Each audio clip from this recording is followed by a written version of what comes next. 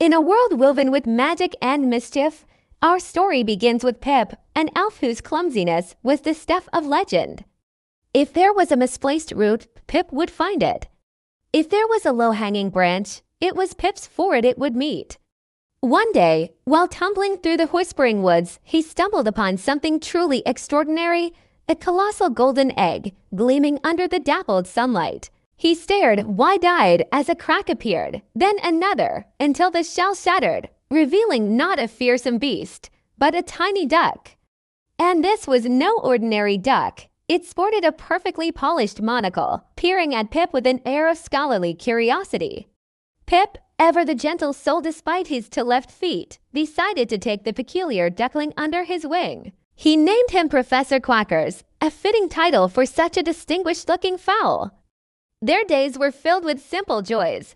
Pip would try to build things only for them to fall apart in a comical heap, while Professor Quackers would offer a series of thoughtful, albeit unintelligible, quacks. It was a strange friendship, but a happy one. Their peaceful existence was soon interrupted by a tremor that shook the very leaves from the trees.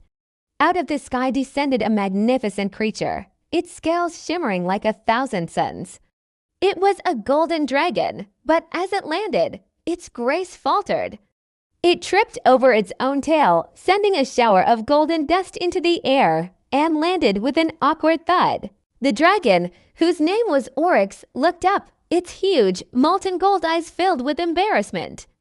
Pip, seeing a kindred spirit in the dragon's stumble, approached cautiously. Professor Quackers, perched on Pip's shoulder, adjusted his monocle and let out a soft, inquisitive quack.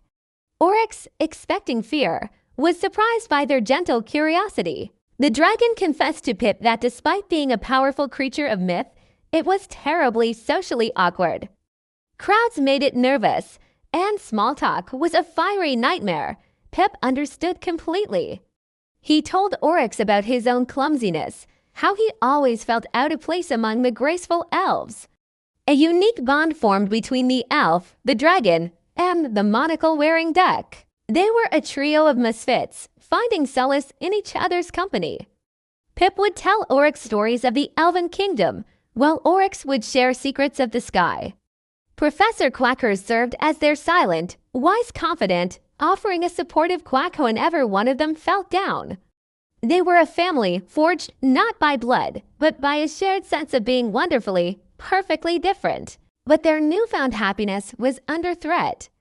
News of the golden dragon had reached the ears of the avaricious Queen Legeria, a ruler whose heart was as cold and hard as the coins she hoarded.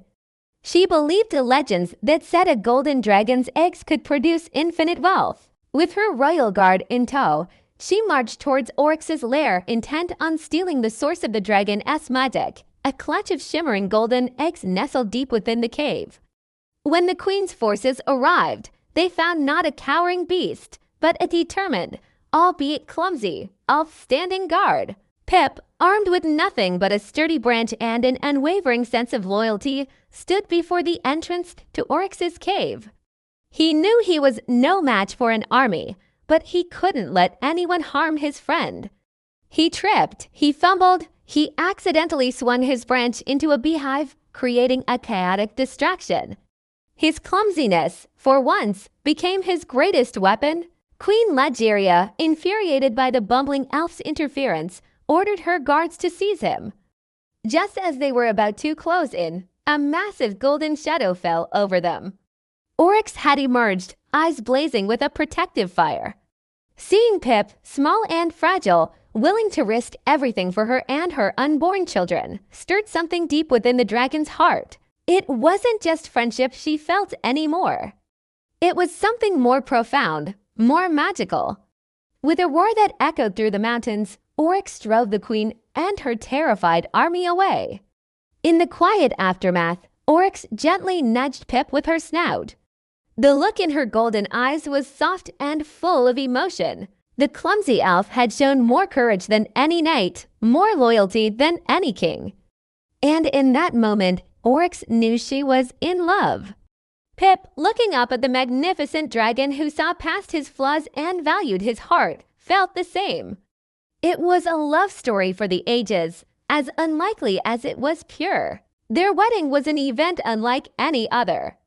There was no grand cathedral, no royal procession. Instead, they took to the skies.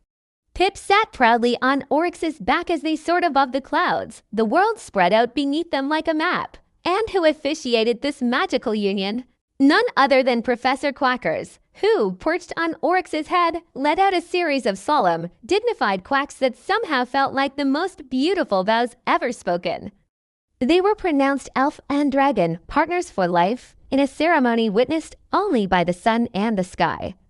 Back in their peaceful cave, life settled into a new, happy rhythm.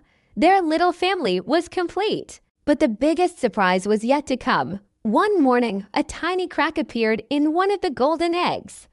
Pip, Oryx, and Professor Quackers watched with bated breath as the shell broke away, revealing a baby dragon. It was tiny, with scales that sparkled like freshly minted coins, and it had its mother's golden eyes. The baby dragon stretched its wings, looked directly at Pip and Oryx, and in a voice that was both squeaky and impossibly ancient, it made a startling declaration. It announced that it was here to take control of the global economy and put an end to inflation once and for all. Pip and Oryx stared at each other, then at their newborn, then at Professor Quackers, who simply polished his monocle, as if to say, well, this should be interesting. The adventures of this wonderfully weird family were only just beginning. Thank you so much for joining us on this magical journey.